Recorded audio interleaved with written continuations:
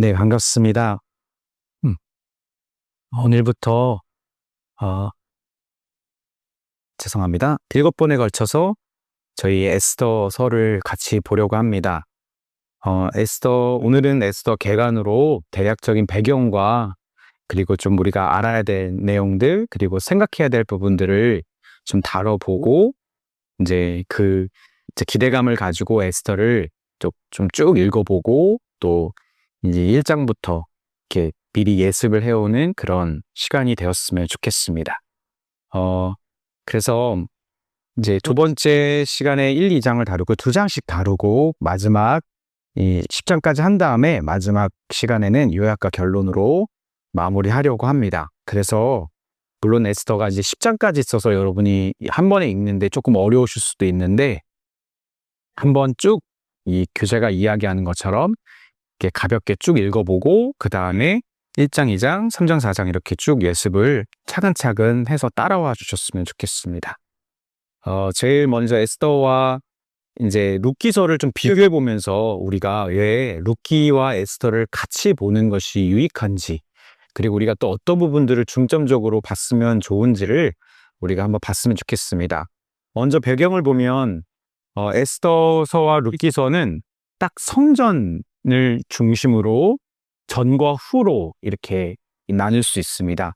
성전 시대가 시작하기 전에 이 룻기서가 사건이 일어났잖아요. 사사시대 때 일어났던 것이고요. 그리고 성전 시대를 준비했던 것이죠. 그리고 에스더서는 성전 시대가 끝난 이후, 이제 물론 귀환하여서 성전을 다시 재건하긴 했지만 이제 성전 시대가 끝난 다음에 일어난 일이 이 에스더서입니다. 그럼 어디서 일어났는가? 모압과 베들레헴이라는 작고 변두리, 아무도 주목하지 않았던 곳이었습니다. 그러고 또 에스더서는 바벨론과 수상선 성읍, 이미 귀환한 예루살렘 이 이스라엘 공동체가 있었고 남은 자들, 각 페르시아 지방령에 남아 있었던 유대인들, 그 남아있는 그 지방에 있는 유대인들이 바로 배경이었던 것이죠. 또한 이 룻기서도 추수라는 풍년이라는 어떻게 보면은 그들이 처한 상황과는 맞지 않는 그런 배경이 그들 가운데 있었고요. 그리고 성대한 잔치 역시 마찬가지입니다. 에스더에서 자꾸만 등장하는 잔치, 축제가 사실은 유대인들이 처한 상황과 남아있는 유대인들이 처한 상황과는 어울리지 않았었죠. 그럼 그 당시에 중심지는 어디였는가? 사사시대 때는 당연히 예루살렘이었을 것입니다. 사사시대에 물론 그때 본격적인 이제 예루살렘 지역에 대한 중요도가 높진 않았지만, 그러나 사사시들이 통치하고 치리했고 그 중심지가 바로 룻기에서의 그 세상 사람들이 주목했던 그런 곳이고요. 그리고 에스더 시대에는 당연히 예루살렘이었습니다. 성전 재건이 일어났고, 그리고 외형적인 성전 회복이 끝난 상태니까 이 예루살렘을 주목하는 것은 당연했습니다. 그런데 하나님은 어디를 주목하셨죠? 하나님은 엘리멜렉 기업과 모압 소녀, 위기에 처한 엘리멜렉 기업과 모압 소녀를 주목하셨고요. 하나님은 성전 재건하고 있는 예루살렘 뿐만 아니라 오히려 하나님은 귀환하지 못한 남은 유대인들을 하나님은 주목하고 계셨습니다. 어떤 위기가 찾아왔죠? 엘리멜렉 기업이 끊겨서 하나님이 12지파에게 맡기신 그 기업의 땅들을 계속 이을 수 없는, 하나님의 말씀을 지킬 수 없는 상황에 놓였죠.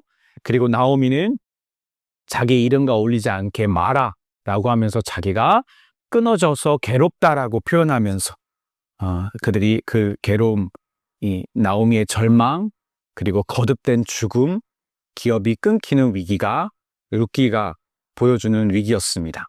그리고 에스더가 보여주는 위기는 더 확대되어 있고 더 위급합니다. 127개 페르시아 지방령에 있는 흩어져 있었던 모든 유대인들이 몰살될 위기에 처해 있었던 것이죠. 그리고 믿는 자들, 그때 믿는 자들이 어떻게 했습니까? 룻이 부조중으로 이 나오미와 엘리멜렉 기업, 그리고 그들이 믿는 하나님, 여호와 하나님을 피난처로 삼아 나와왔고, 그리고 더 큰 부조중으로 자기의 결혼, 재혼보다 이 기업을 무르기 위해서 자기 자신을 이제 드리는 그런 붙여줌을 보였고요. 보아스는 이 기업 무름과 이 계보 결혼이라고 하는 자기가 모든 것을 다 내줘야 되는 그런 헌신을 통해 이 엘리멜렉 기업과 그리고 모압 소녀가 드렸던 믿음을 이제 헌신으로 갚아주는 이런 믿음이 있었습니다. 또한 에스더서에서는 에스더의 믿음의 결단과 그리고 모르드게의 헌신을 통해 이 일들이 일어났죠. 하나님은 어떻게 일하셨습니까? 보아스와의 만남을 주선하셨고, 그리고 기업 물음에 비록 두 번째 순이었지만 이 보아스라는 사람을 통해 기업을 무르게 하셨습니다. 또한 에스더서에서는 와스티 왕후를 폐위시키셨고 하나님이, 그리고 하만의 음모를 완전한 반전의 기회로 삼아 유대인들을 오히려 하나님 앞 이 페르시아 사람들 앞에서 높이게 되는 그런 일을 하나님이 하셨습니다. 그 결과 어떻게 됐죠? 엘리멜렉의 기업이 오벳을 통해 이어가게 됐을 뿐만 아니라 그것이 다윗의 계보가 되었고 그리스도의 계보까지 이어지는, 그래서 그런 하나님의 결과가, 은혜의 결과, 인애의 사랑의 결과가 나타났고요. 에스더서에는 어떻게 됐죠? 남은 유대 공동체가 생존하게 되어서 어떻게 됐죠? 2차 그리고 3차까지 주연 공동체가 이제 갈 수 있었죠. 그래서 1차 이 스룹바벨과 이 여호수아가 이제 그 안에서 성전을 만들긴 했지만 그거는 외형적인 회복일 뿐이었잖아요. 그런데 15년 후에 이 일이 있은 후 15년, 20년 후에 에스라가 2차 귀환 공동체를 만들어서 돌아가고, 그리고 영적 회복을 일으키고요. 그리고 그 같은 아닥사스다 왕을 통해 느헤미야가 복귀해서 3차로 복귀해서 완전한 성전의 회복을 일으키는 일들을 하나님이 그 결과를 일으켜내셨죠. 네. 그래서 루키와 에스더가 매우 비슷한 이제 우리가 이 라인을 따라서 흘러가고 있다는 것을 또 우리에게 보여주고 있다는 것을 우리가 알 수 있습니다. 에스더서가 가지고 있는 세 가지 특징이 있는데, 이 세 가지 특징이 바로 에스더서를 이제 구약성경 정경으로 이제 들어오는 문제에 있어서 사실 걸림돌이 되기도 했던 그런 특징이기도 합니다. 이 책이 바로 하나님에 대해서 한 번도 언급하지 않는다는 것입니다. 하나님의 이름을 언급하지 않을 뿐만 아니라 또 뭐죠? 하나님의 개입에, 직접적인 개입에 대해서 언급하지 않는다는 겁니다, 저자가. 예. 그러나 우리는 오히려 그것이 저자의 의도라는 것. 예. 이 이야기를 통해 보여주려고 하는 메시지라는 것을 우리는 발견하게 될 것입니다. 또한 두 번째로 이 책은 모세 오경에서 지시하지 않았던 절기, 곧 불임절을 지키도록 알려주는 것이, 왜 지키는지를 알려주는 성경이기 때문에 사실은 이것이 논란이 되었던 것이죠. 그리고 또한 이 책에는 특히 그리스도인들에게, 우리 지금 그리스도인들에게 난감한 것은 이 하만을 비롯한 모든 유대인들을 향한 악감정을 갖고 있었던, 유대인들을 향한 조서를 기회 삼아 그들을 몰살시키려고 했었던 페르시아 127개 지방에 흩어져 이 지방에 다스리고 있었던 주를 이루고 있던 사람들, 그 대적자들을 복수하는 내용들이 강하게 드러나기 때문에 이것이 그리스도인들에게 사랑과 용서를 베풀어야 되는 그리스도인들에게는 부담스러운 내용이라는 것이죠. 그러나 이 역사 이야기를 통해서 하나님은 분명한 이 하나님의 이 남은 자들을 향한, 그리고 하나님의 이 이스라엘 백성들, 하나님의 영적 회복을 일으키시는 하나님의 섬세한 인애의 사랑이 이 에스더서를 통해서 나타난다는 것을 우리는 보게 될 것입니다. 우리가 당시에 이 크세르크세스, 이 아하수에로 왕이 다스렸을 그 당시의 지도를 보면 여기가 이제 예루살렘이잖아요. 예루살렘인데 당시에 아시리아와 그리고 바벨론, 심지어 이집트까지, 여기가 이제 인도 지방이잖아요. 여기가 아테네, 그리스인데 이 정도까지 메데 페르시아가 다스리고 있었다는 거죠. 이 127개 지방이 여기에 모든 것들을 포함하죠. 여기에 흩어져 있었던 유대인들이 있었다는 거죠. 그러니까 얼마나 이제 대단한 대제국을 이루었는지를 우리는 알 수 있습니다.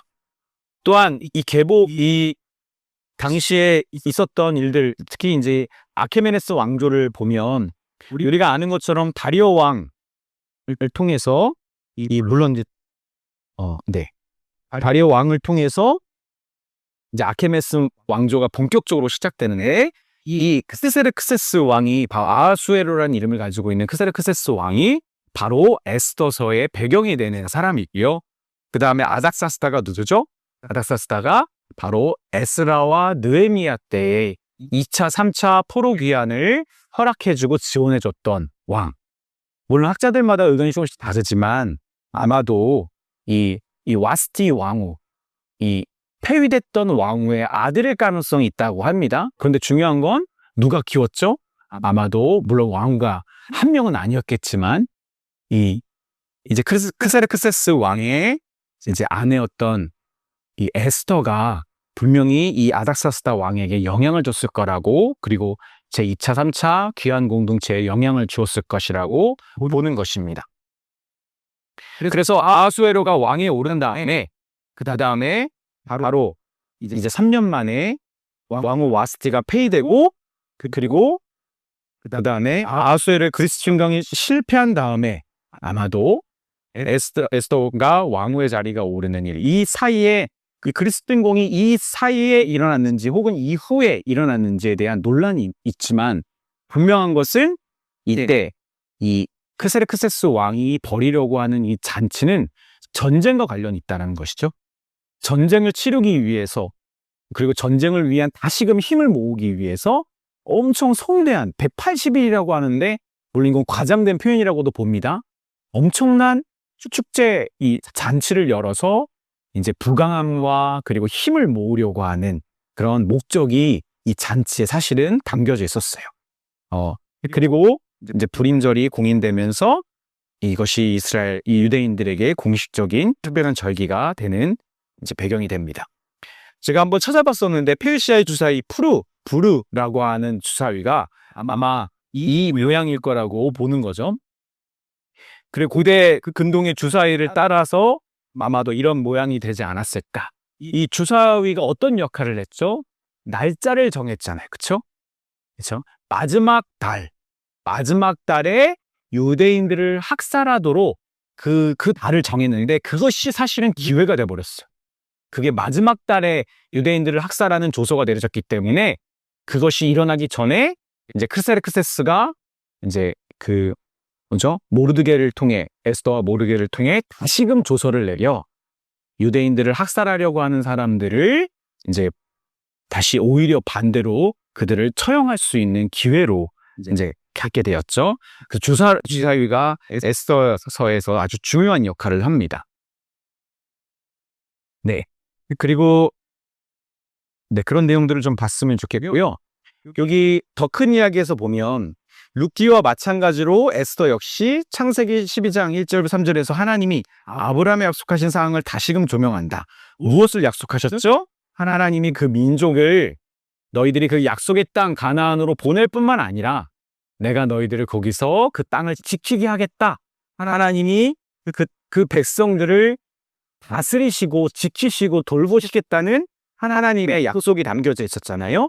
그런데 에스더 시대에도 룻기 시대뿐만 아니라 하나님이 다윗과 맺은 언약의 역사적 상황, 하나님이 그 백성들과 맺은 언약을 지키신다. 하나님의 백성들을 향한 하나님의 인애의 사랑을 하나님은 계속 보여주신다는 거죠. 에스더 시대의 포로기가 궁극적으로 끝났지만 남은 자들이 있었잖아요. 근데 그들이 과연 우리가 룻기서에서 본 것처럼 왜 이 엘리멜렉 기업이 모압으로 가가지고 죽음을 당했는가? 그런 기근과 흉년이 들었다 할지라도 베들레헴에 남았었어야 되는데 왜 떠나서 스스로 그런 고난을 자처했는가? 죽음을 자처했는가? 이거에 대해서 우리가 집중해 보면은 비판을 할 수 있거든요. 근데 마찬가지로 이 127개 페르시아 지방에 남은 유대인들에게 우리는 이렇게 비난할 수도 있어요. 왜 귀환하지 않고 페르시아의 자기의 삶의 터전이 이제 어느 정도 정착이 됐기 때문에 돌아가지 않았기 때문에 그들이 이런 위험을 자초한 거 아닌가? 이런 비난을 우리는 손가락질을 할 수 있습니다. 그런데 여러분 아는 것처럼 모든 그리스도인의 우리의 삶이 사실 우리가 항상 모든 믿음에 따라서 올바른 선택만 할 수는 없잖아요. 근데 그 모든 것들이 다 이들의 책임인가? 그렇지 않아요. 그것에 대해서 룻기와 에스더는 그것에 집중하지 않습니다. 왜 모압을 갔냐? 왜 안 돌아갔냐? 거기에 집중하는 것이 아니라 그렇게 주목받지 못하는 어떻게 보면 주변인 것 같은 남은 자들, 어떻게 보면 하나님이 그냥 너희들이 안 돌아갔으니까 몰살돼도 돼 라고 하나님이 버리실 수 있는 사람들까지 그렇게 모압으로 떠나버려서 베들레헴에 남아있는 자기의 기업을 제대로 회복하고 지키지 못하고 모압으로 도망가 버렸기 때문에 하나님이 너희들 그렇게 끊어줘도 돼 그렇게 두시지 않고 그들을 하나님이 돌보시는 하나님의 신실한 인애의 사랑을 이제 보여주고 있다라는 것이죠. 그리고 그들 그 작은 기업과 그 남아있는 보잘것없는 사람들을 통해 하나님이 하시는 놀라운 일들을 우리는 알고 있죠. 특히 에스더서는 우리가 룻기서처럼 페르시아 제국에 있는 유대인들은 하나낫 페르시아 왕의 젖으로 전멸될 수 있었는데 그런데 하나님은 어디에 계시고 하나님이 약속하신 왕은 어디에 있고 하나님의 약속은 어떻게 되는가? 이 남은 백성들은 어떻게 되는가? 하나님의 이따가 우리가 다루겠지만 섭리에 대해서 하나님의 일하심에 대해서 에스더는 생각하게 합니다. 그리고 하나님의 섭리를 이제 일으키는 이 믿음의 사람들 특히 에스더서가 우리가 잘 아는 것처럼 죽으면 죽으리라라고 하는 그런 에스더의 단호한 결단 우리가 거기서 주목하면서 그리스도인이라면 이런 믿음이 있어야 하나님이 일하시는 거야. 약간 우리는 이런 패턴으로 적용을 많이 하거든요. 그런데 에스더서가 그것을 좀 더 깊이 우리에게 생각하게 돼요. 과연 하나님은 어떤 자들을 통해 일하시고 그런 노력하는 자들은 하나님의 일하심이 항상 뒤따라오는가? 이런 고민들을 우리에게 줍니다. 에스더에서 꼭 주목해야 될 것이 하나 있습니다. 여러분이 하이라이트 칠 수 있다면 그렇게 했으면 좋겠는데 학자들이 강조하는 부분은 뭐냐면 바로 역전을 가져오는 복음의 패턴이라는 거죠. 분명히 엄청난 위기, 몰살의 위기를 하나님이 에스더서 9장에서 뒤집으시는 역전, 에스더서에서 가장 중요한 반전, 복음의 특징인 반전, 그리스도가 십자가에서 죽으심으로 패배한 듯 하였지만 오히려 그것이 완전한 승리였다라는 것을 보여주는 그런 역전의 패턴이 에스더에서 가장 중요한 것이라고 강조합니다. 우리가 이것들까지 한번 생각해 봤으면 좋겠습니다.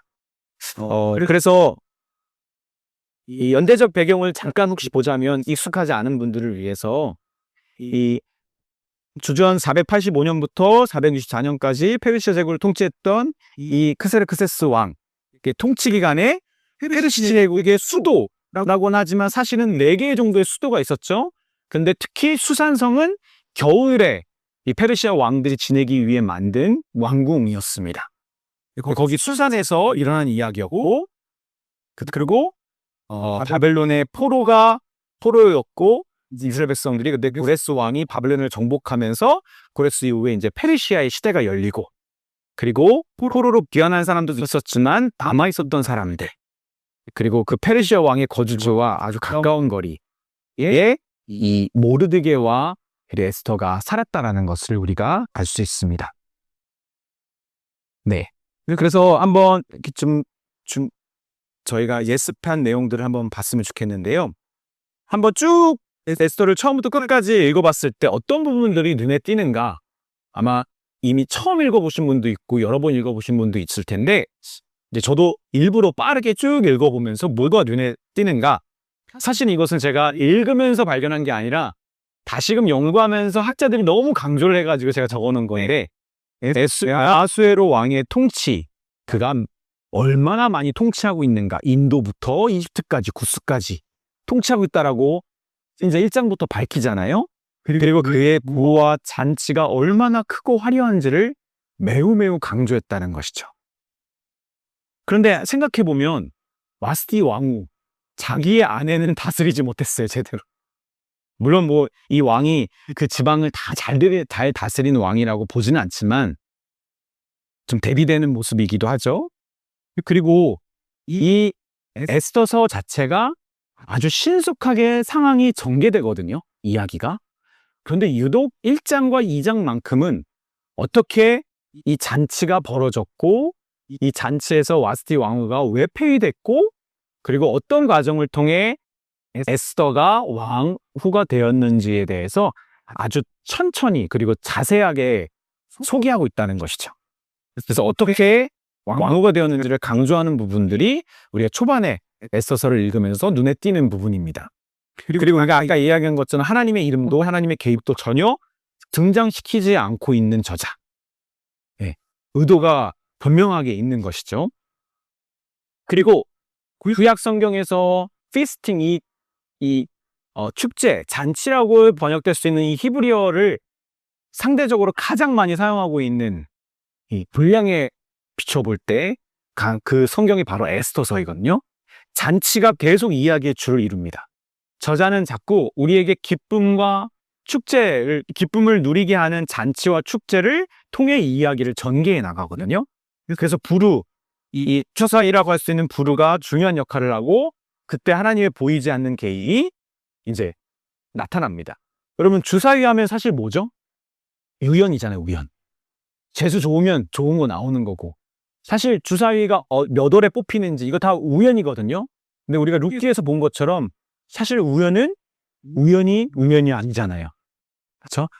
가장 일어날 수 없는 일을 일어나게 하신 것을 보여주기 위해 룻기서도 마침 그때를 사용한 것처럼 에스더서에서도 계속 그런 하나님의 보이지 않는 개입을 이 주사위를 통해, 혹은 그리고 또 다른 일들, 뭐 예를 들면 하필 이 크세르크세스 왕이 이 에스더를 계속 좋게 보게 됩니다. 그날 딱 봤는데 너무 예뻐 보여가지고 이 에스더가 말할 수 있도록 기회를 주고, 그쵸? 유독 이뻐 보여가지고 왕으로 뽑고, 그쵸? 이상하게 정말 에스더가 정말 이뻤을까요? 네, 와스티가 정말 이뻤습니다. 생각해보면, 성경을 자세히 보면 그런 하나님의 개입들이 계속 있는 것이죠. 그리고 또 주목해야 될 것은, 여러분, 우리 룻기서에서도 제가 막 너무 부각해서 여러분에게 다루어 드리지 못했어요. 그런데 여러분, 이건 문예적인 작품이 있잖아요. 저자가 이 문학적인 기법을 사용하고 있거든요. 특히 하만에 대해서, 이 악당이잖아요, 하만. 매우 비웃듯이 조롱하면서 묘사하고 있다는 것이죠. 되게 어떻게 보면 웃긴 표현들을 자꾸 쓰는 거죠, 하만이 했던 행동들을 보면. 그런데 반대로 모르드게와 에스더는 매우 엄숙하고 장엄한 결단과 모습들을 우리에게 저자가 보여주고 있다는 것이죠. 저는 그런 부분들이 눈에 띕니다.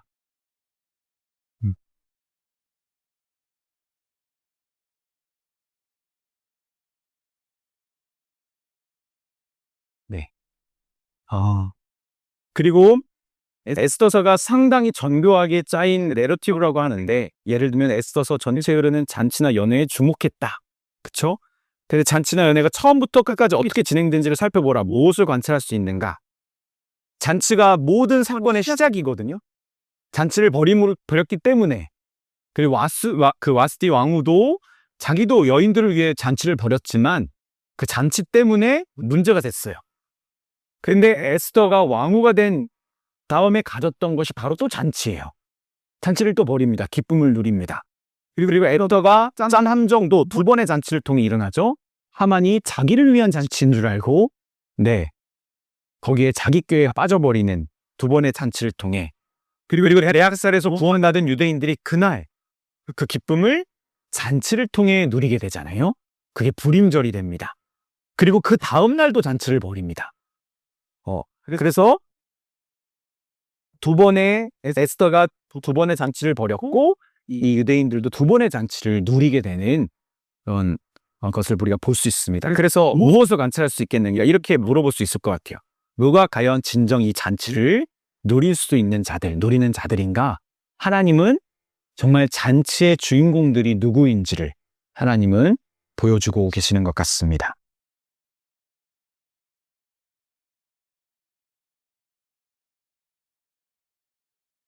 네.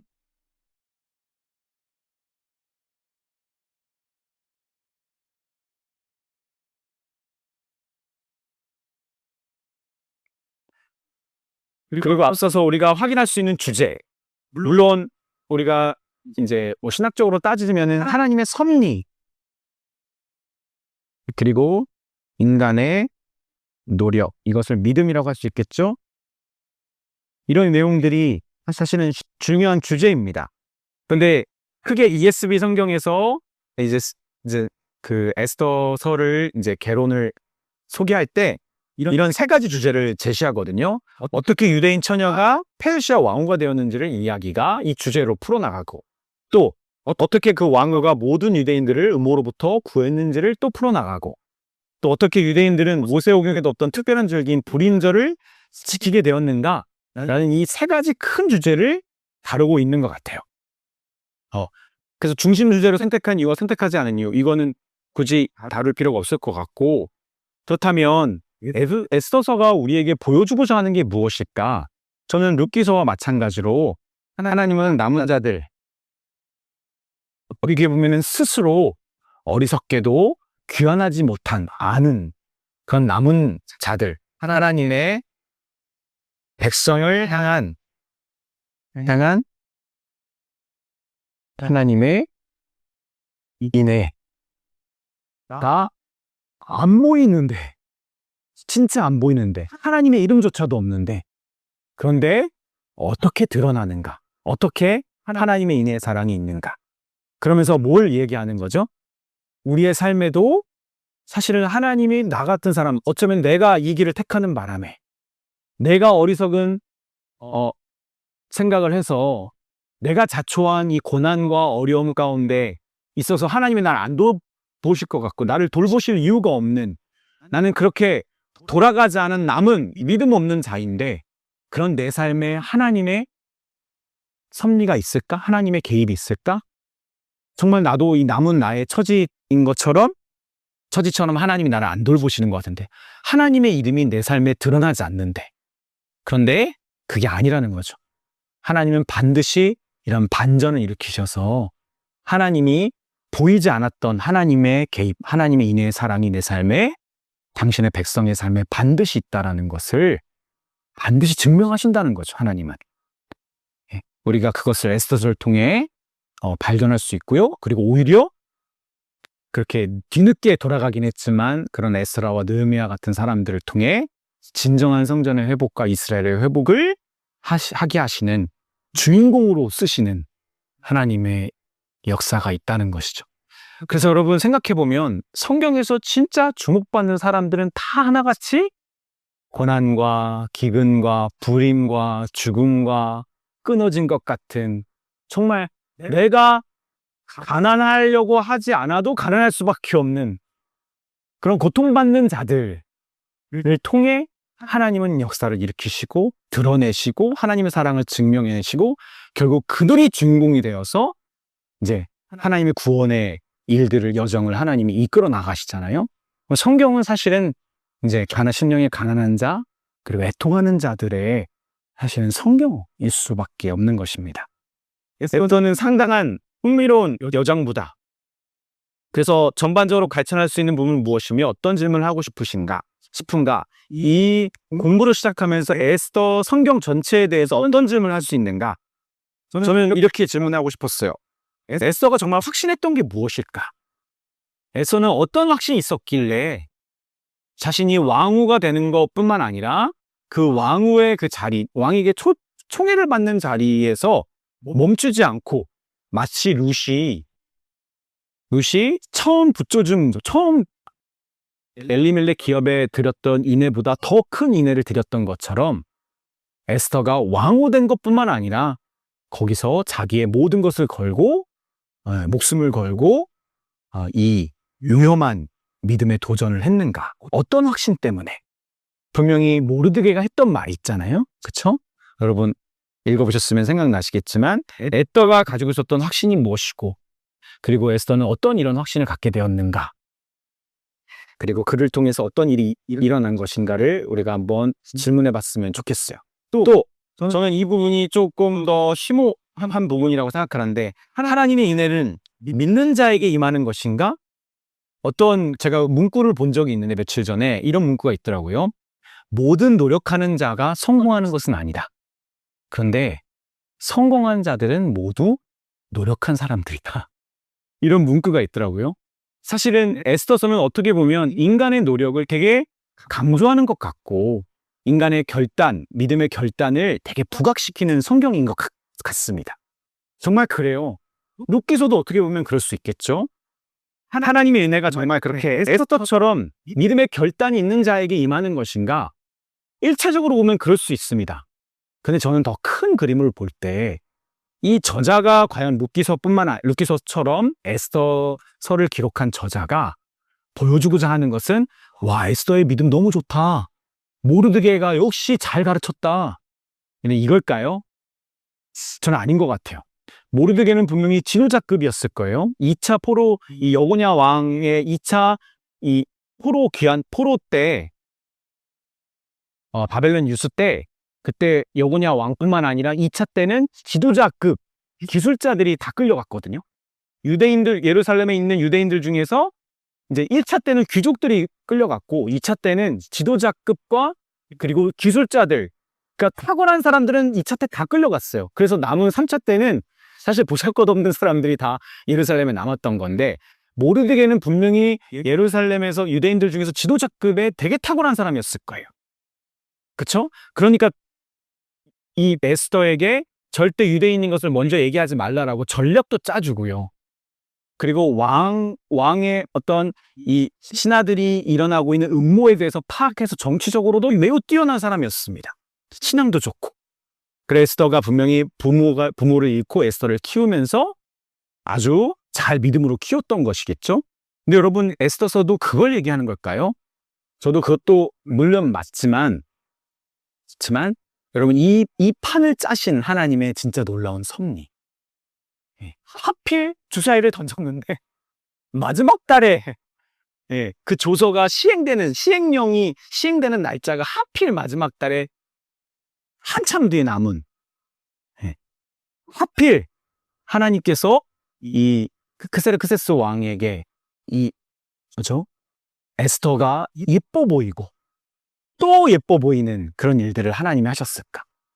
여러분, 하나님의 큰 섭리 가운데 사실은 저는 믿는 자들이 믿음을 발휘할 수 있는 그런 은혜가 열렸다라고 저는 믿거든요.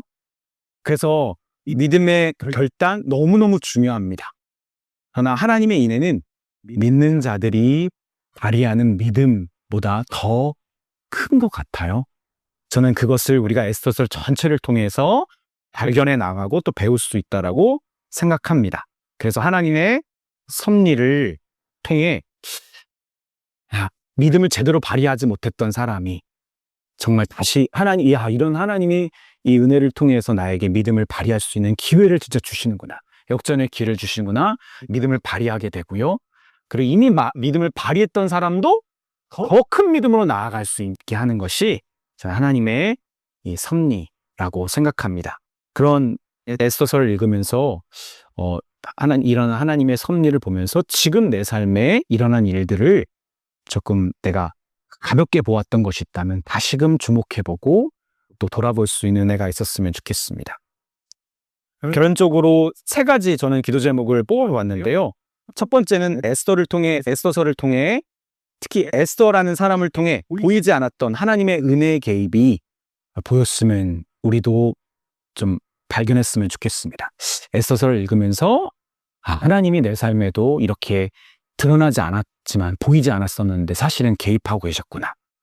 그리고 10장까지의 내용들 안에 담겨져 있는 이 에스더와 모르드게의 구체적인 믿음들을 우리가 보고 배워야겠죠. 그리고 하나님의 백성이 누리는 진정한 축제를 경험하는 나와 또 우리 교회가 되도록, 우리가 진짜 축제를 누리고 잔치를 누려야 될 사람들은 하나님의 백성인데 무엇 때문에 우리가 누리죠? 하나님의 섭리와 그 섭리에서 나타난 인애, 이 사랑으로 우리는 사실은 축제 공동체잖아요. 그 교회가 잔치 공동체, 축제 공동체잖아요. 우리가 주일날 예배 드리는 것은 일주일 동안 우리가 죄 지은 거를 용서받고 회개하기 위함도 있지만 그거는 주된 목적이 아니잖아요. 그리스도가 부활하셔서 하나님이 우리를 진정 이렇게 사랑하신다라는 것을 우리가 기뻐하고 감사하는 축제를 벌이는 것이 주일이잖아요. 진정한 하나님의 인의 사랑을 누리는 그런 축제, 그 기쁨을 누리는 저희가 될 수 있도록, 그런 우리가 하나님의 백성임을 우리가 좀 알고 또 누릴 수 있도록 에스더서를 통해서 우리가 좀 잘 배웠으면 좋겠습니다. 그래서 이 세 가지 기도 제목을 가지고 잠깐만 기도하고 마치겠습니다. 기도하시겠습니다.